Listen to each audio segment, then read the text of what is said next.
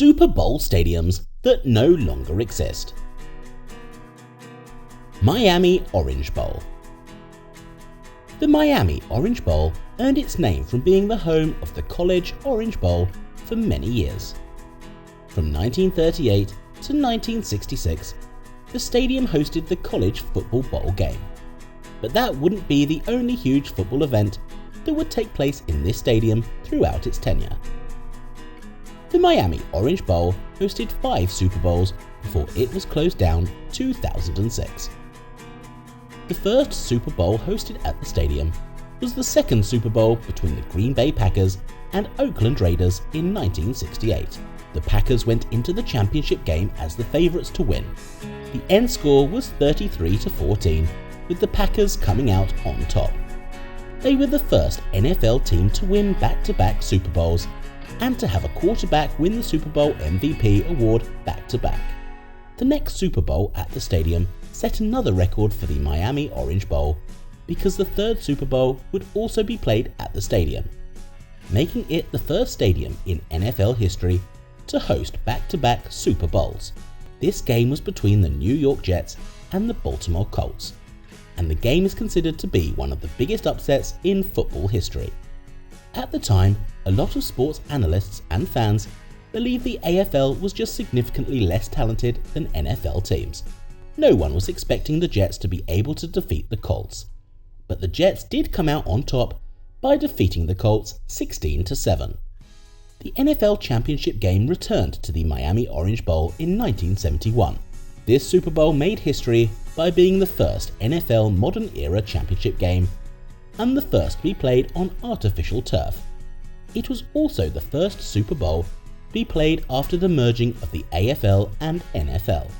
The matchup was between the Baltimore Colts and the Dallas Cowboys, who were making their first appearance, and people often refer to this Super Bowl as Blunder Bowl or Blooper Bowl, simply because it was filled with many penalties, turnovers, missed opportunities, and other mistakes. The Baltimore Colts ended up coming out on top, winning 16-13. This is regarded as one of the worst Super Bowls in history, but a lot of people respect it because the Colts were able to redeem themselves after losing the Super Bowl 2 years ago in the same stadium. Orange Bowl wouldn't host another Super Bowl until 5 years later in 1976, with the 10th Super Bowl between the Pittsburgh Steelers and the Dallas Cowboys.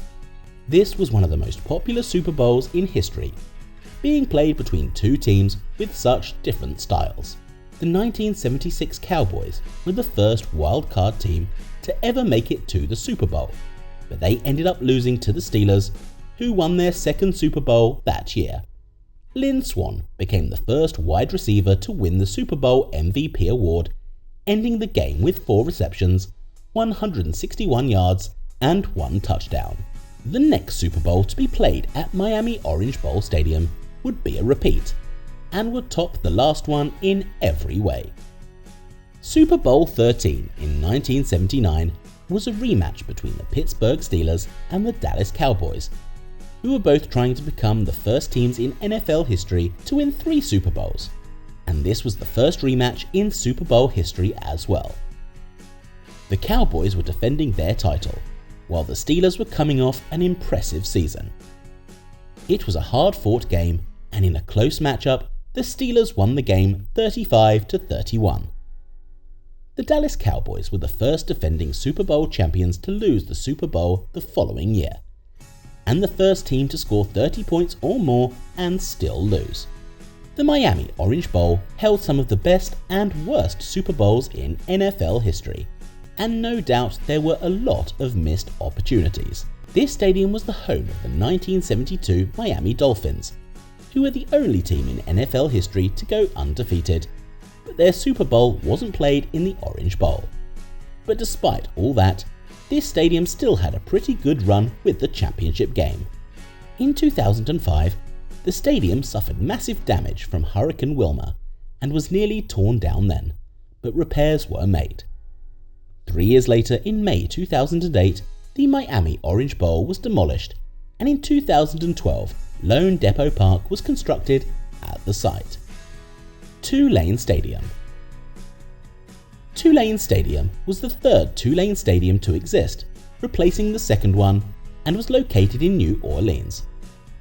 The stadium hosted 3 Super Bowls before being closed down on the 3rd of August 1975. Super Bowl IV was the first Super Bowl to be played in Tulane Stadium. The matchup was between the Minnesota Vikings and the Kansas City Chiefs. This was at the time where the AFL and NFL were still separate, and everyone considered the NFL to be the better conference, and no one believed the Chiefs stood a chance. But the Chiefs went on to dominate the Vikings and win the game 23-7. This was also the first time a head coach held a microphone during a Super Bowl. Tulane Stadium would go on to host the 1972 championship game as well. The Miami Dolphins were making their first Super Bowl appearance, and they would lose to the Dallas Cowboys 24-3, who dominated throughout the game, setting multiple records along the way. This was also the last Super Bowl to be blacked out on the TV market, as the NFL would finally go on to change their broadcasting rules. Super Bowl IX in 1975, between the Pittsburgh Steelers and Minnesota Vikings, was the third one played at the Tulane Stadium. It was Pittsburgh's first Super Bowl appearance, and the Vikings' second appearance. The Steelers would win the game with an end score of 16-6. Tulane Stadium wouldn't host any more Super Bowls, but the ones it did host will always be remembered. The stadium was closed in 1975 and demolished in 1980. The site is now home to the Aaron and Willow student housing complexes, the Diboll parking structure, the Riley Student Recreation Center, and Brown Quad. San Diego Stadium. San Diego Stadium went through 4 name changes throughout its history, and hosted nearly the same amount of Super Bowls. Before the stadium was closed down in March 2020, it hosted 3 Super Bowls, with the first one being in 1988. Super Bowl XXII was a matchup between the Washington Redskins and Denver Broncos. At the time, the stadium went by the name Jack Murphy Stadium, and it was the first Super Bowl to be played at this location. Doug Williams carried the Redskins to a win, beating the Broncos 42-10 after trailing the Broncos in the first half. The Redskins scored 35 points in the second quarter, with Doug Williams throwing 4 touchdowns, becoming the first quarterback to do so, and he was also the first African-American quarterback to win a Super Bowl. When the time came for the stadium to once again host a Super Bowl, it was going by the name Qualcomm Stadium, and it was in 1998. Super Bowl XXXII was between the Green Bay Packers, who were the defending Super Bowl champions, and the Denver Broncos, who lost a Super Bowl in this stadium 10 years earlier. The Broncos won the game in a tough matchup, 31-24, finally snapping a 4-game losing streak in the Super Bowl. They also ended a 13-game drought for AFC teams in the Super Bowl. The Broncos made history by becoming the first franchise to play 2 different Super Bowls in the same stadium twice. The last Super Bowl to be played in this stadium was in 2003, and it was Super Bowl XXXVII between the Oakland Raiders and the Tampa Bay Buccaneers. This would be the last Super Bowl to be played in January as well. There were a lot of special things about this Super Bowl. For starters, it was the first matchup between the NFL's number 1 ranked defense, Raiders, and the NFL's number 1 ranked defense, Buccaneers. The Buccaneers dominated the Raiders, who struggled offensively throughout the entire game, and came out on top, winning the game 48-21 and bringing Tampa their first Super Bowl championship home. The stadium was demolished in December 2020, and in its place now is a whole new stadium called the Snapdragon Stadium. Tampa Stadium. Tampa Stadium managed to host 2 Super Bowls before being closed down on the 13th of September 1998. The first Super Bowl was in 1984, between the Washington Redskins and the Los Angeles Raiders. The Redskins entered the championship game as the favourites, by not only being the defending Super Bowl champions, but held all the records for allowing the fewest rushing yards that NFL season, and setting a record of scoring 541 points overall. The Raiders would still end up defeating the Redskins 38-9, absolutely dominating Washington. Until this day, the Raiders' 38 points is still the most points to be scored by an AFC team in a Super Bowl. This was the first time a Los Angeles-based NFL team brought home a Super Bowl, and it wouldn't be done again until the Rams did in 2022. The second Super Bowl to be played in Tampa Stadium was in 1991, a matchup between the Buffalo Bills and the New York Giants, making this the first Super Bowl to be played by two teams representing the same state. The New York Giants won the game 20-19 after the Bills kicker missed the game-winning field goal. Everyone refers to that moment as wide right or 47 wide right, after the kicker Scott Norwood missed the 47-yard field goal. This is the only Super Bowl in history to be decided by 1 point, and the first one where neither team turned the ball over. This Super Bowl goes down in history as one of the greatest games. Tampa Stadium was demolished in 1999, and the former site is now a parking and staging area for Raymond James Stadium, and its footprint can still be seen in a grassy area inside a roughly circular road that once ringed its perimeter. Georgia Dome. Georgia Dome was the home of the Atlanta Falcons, who some would say just barely missed their chance to play a Super Bowl in their home city. Some would consider it ironic that the last game to be played in the stadium was between the Atlanta Falcons and the Green Bay Packers. The Falcons came out on top, 44-21, propelling them to their second Super Bowl in history. But that Super Bowl wasn't hosted in the Georgia Dome, although the stadium would host two Super Bowls before being closed down officially on the 9th of June 2017. The first Super Bowl in the Georgia Dome was in 1994, Super Bowl 28 between the Dallas Cowboys and the Buffalo Bills. This was the only time two teams would meet in back-to-back Super Bowls. The Cowboys were the defending champions, while the Bills were trying to snap a 3-game losing streak in the Super Bowl. The Cowboys defeated the Bills 30-13, going on to win their 4th championship, and the Bills would set a record for going 0-4 in the Super Bowl. The second and last Super Bowl to be played at the Georgia Dome was in 2000, and it was Super Bowl 34 between the St. Louis Rams and the Tennessee Titans.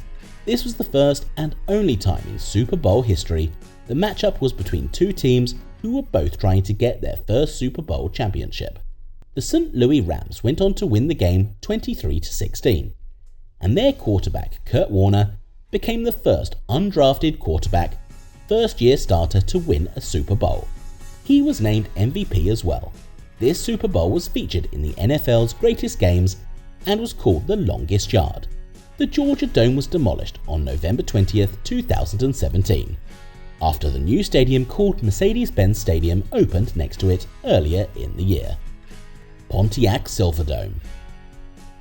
Pontiac Silverdome got the honour of hosting one Super Bowl before being closed down in February 2006. In 1982, Super Bowl 16 between the San Francisco 49ers and the Cincinnati Bengals, who were both making their first Super Bowl appearances. This was the first Super Bowl to be played in a cold city, and it was thanks to the domed stadium. The crowd didn't have to suffer from the cold weather. The 49ers won 26-21, and it was the first time in Super Bowl history a team outgained their opponent in yards and still lost the game. In December 2017, the demolition of the Silverdome began and was finished in March 2018. Today, Amazon's fulfillment center stands in its place. Hubert H. Humphrey Metrodome. Hubert H. Humphrey Metrodome shares a few things in common with Pontiac Silverdome. Both were dome stadiums with fiberglass fabric roofs, and both were stadiums located in a cold city. The Metrodome, like Pontiac Silverdome, also got the chance to host a Super Bowl just a few years after the Silverdome.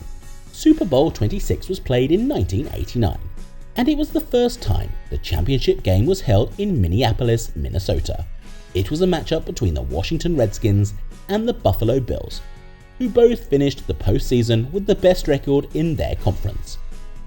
The Redskins, who dominated the game, would win their 3rd Super Bowl title with an end score of 37-24. This was the only Super Bowl to be played at Hubert Humphrey. In December 2013, the Metrodome was closed and demolished in April 2014. Today, the US Bank Stadium stands in its place. Stanford Stadium. Stanford Stadium got the opportunity to host one Super Bowl before being demolished in 2005. It was Super Bowl 19 played in 1985, and it was the first Super Bowl held in San Francisco. The matchup was between the San Francisco 49ers and the Miami Dolphins, making it the second Super Bowl in history where the game was being held at one of the participants' home cities. It was the battle of the quarterbacks, as this became the first Super Bowl in history where both starting quarterbacks put up over 300 passing yards. But in the end, Joe Montana and the 49ers came out on top, winning the game 38-16, winning the Super Bowl in their home city. This was the first Super Bowl to be televised by ABC and feature a US president in the coin toss ceremony. Ronald Reagan appeared live from the White House to flip the coin. Following the 2005 season, the stadium was demolished and rebuilt as a dual-deck concrete structure, without a track and bearing the same name. Today, it has a capacity of 50,424. Comment below which of these former Super Bowl stadiums was your favourite.